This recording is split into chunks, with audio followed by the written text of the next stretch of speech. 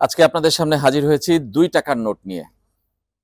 এই যে এই 2 টাকার নোটটায় দেখছেন হিজিবিজি লেখা। এই হিজিবিজি লেখাটার মূল্য কত আপনারা জানেন? এর এক পাশটা দেখছেন হিজিবিজি, আরেক পাশটা দেখাই, সেটাও হিজিবিজি। একটু ক্লোজ একজনের ছবি। ওয়ার্ল্ড ক্রিকেট হিস্ট্রির all time greatest sir Vivian Richards.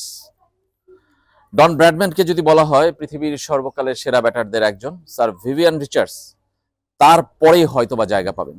ক্যারিবিয়ানদের মধ্যে কিংবদন্তি, মানে তার আগে পরে আর কেউ নেই, তিনি 1 নম্বর, তারপরে আর কেউ নেই। এই স্যার ভিভিয়ান রিচার্ডসের 2 প্রান্তে অটোগ্রাফ দেওয়া 2 টাকার নোটের গল্প জানাবো। সবাইকে স্বাগত জানাচ্ছি আমার বিশ্বকাপের ডায়েরি অনুষ্ঠানে। কেমন আছেন আপনারা? আজকে খুব একটা ভালো নেই বলতেই পারেন। বাংলাদেশ হেরে গেছে ভারতের কাছে, তাও এক পেশে ম্যাচ, 50 রানের হার। এমন একটা ম্যাচে বাংলাদেশের পরাজয়ের পর আসলে মন ভালো রাখার কোনো সুযোগ নেই, কিন্তু আজকে স্মরণীয় বেশ কিছু ঘটনা ঘটেছে, সেগুলো আপনাদেরকে জানাবো। এই 2 টাকার নোট দিয়ে শুরু করব, না এটা পরে বলবো। তার আগে আরেকটা গল্প বলি। আজকে বাংলাদেশের এই ভিভিয়ান রিচার্ডস স্টেডিয়ামে বাংলাদেশের প্রেস কনফারেন্সটা হয়, কিংবা যে দলই খেলুক তাদের প্রেস কনফারেন্সটা হয় ঠিক মিডিয়া সেন্টারের উল্টো দিকে, বিপরীত প্রান্তে। এই স্টেডিয়ামটা এমন যে উন্মুক্ত, 4 দিক দিয়ে যে কোনো দিক দিয়ে একদম মূল মাঠে পর্যন্ত চলে যাওয়া যায়, বাধা দেওয়ার কেউ নেই। কিন্তু কেউ নিশ্চয়ই খেলার সময় সেটা করে না, কিন্তু খেলা শেষে আমরা করি, করতে বাধ্য হই, কিংবা অনুমতি পেয়েই করি। অন্য প্রান্তে বলছিলাম যে প্রেস বক্সের উল্টো দিকে হলো প্রেস কনফারেন্স রুম। সেখানে আমাদের পেশাগত দায়িত্বেই প্রেস কনফারেন্স কভার করতে হয়।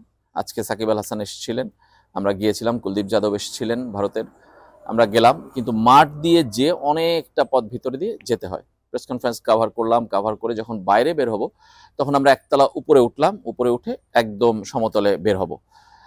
সেই পথেই দেখি ভারতের ড্রেসিং রুম, ভারতীয় ক্রিকেট দল বের হচ্ছে। হঠাৎ করে বিরাট কোহলির সাথে দেখা হয়ে গেল। তিনিও ভারতের অল টাইম গ্রেটদের একজন, নিশ্চয়ই হবেন। তার সঙ্গে একটা ছবি তোলার লোভ সামলাতে পারলাম না, এবং তিনি যখন জানলেন যে বাংলাদেশি মিডিয়া, তখন খুবই হাসি মুখে ছবি তুললেন এবং আবার জানতেও চাইলেন কেমন অবস্থা, কি খবর, সবকিছু। সেগুলো আমরা জানিয়ে দিলাম তাকে। এরপর বের হয়ে আমরা অপেক্ষা করছি যে বাংলাদেশ দল বের হবে। সেই সময় হঠাৎ দেখা অ্যান্ডি রবার্টসের সঙ্গে। অ্যান্ডি রবার্টসের কথা নিশ্চয়ই আপনাদের মনে আছে। দুর্দান্ত পেস বোলার ছিলেন, কিংবদন্তি তুল্য তিনিও। তার নামে এই স্যার ভিভিয়ান রিচার্ডস স্টেডিয়ামের একটা এন্ডের নামকরণও করা আছে। সেই অ্যান্ডি রবার্টসের সঙ্গে দেখা, মাশরাফি বিন মুর্তজার উত্থানের সঙ্গে যার জড়িত কিংবা পরিচয়, তিনি বাংলাদেশেও কাজ করেছেন। তাকে জিজ্ঞেস করতে মাশরাফি বিন মুর্তজার কথায় তিনি বললেন, ও কৌশিক, কৌশিক নামে চেনেন তিনি। আমরা হয়তোবা সেই নামটা ভুলে গেছি সবার মূল নাম খোঁজ করতে, যে কিন্তু তিনি কৌশিক নামেই মনে রেখেছেন মাশরাফি বিন মুর্তজাকে, যেমন পাগলা নামে ডেভ হোয়াটমোর চিনতেন মাশরাফি বিন মুর্তজাকে।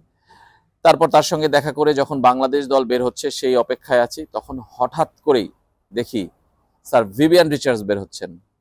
একদম আবেগ সামলে রাখতে পারিনি, আমরা সবাই মিলে ছুটলাম তার পিছে, তার সঙ্গে একটু কথা বলার জন্য। আমরা জানি যে সাক্ষাৎকার দেওয়াটা তার পক্ষে কঠিন, কিংবা তিনি দিতে চান না। তারপরও তখন যখন যে তাকে ধরলাম, সবাইকে তিনি অটোগ্রাফ দিচ্ছেন।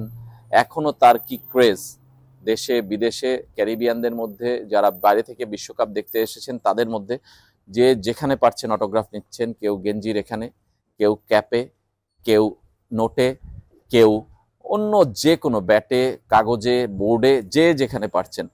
আমিও এই 2 টাকার নোটটা রেখে দিয়েছিলাম স্যার ভিভিয়ান রিচার্ডসের জন্যই। ইস্টার্ন ক্যারিবিয়ান সেন্ট্রাল ব্যাংকের 40 বছর পূর্তি উপলক্ষে এই বিশেষ মুদ্রাটি কিন্তু বের করেছিল এই ক্যারিবিয়ান অঞ্চলের বেশ কয়েকটি দেশ, যারা আসলে এই ইস্টার্ন ক্যারিবিয়ান মুদ্রা ধারণ করে। সেন্ট ভিনসেন্টেও তাই, এই অ্যান্টিগাতেও তাই।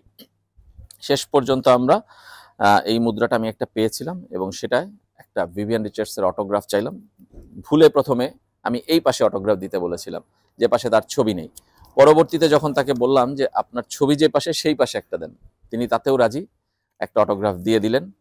এবং এটা হয়তোবা অনেক স্মরণীয় হয়ে থাকবে, কিংবা আমার কাছে অনেক স্মরণীয় হয়ে থাকবে। ভিভিয়ান রিচার্ডসের অটোগ্রাফ, বিরাট কোহলির সাথে ছবি, কিংবা এই অ্যান্টিগা সফর।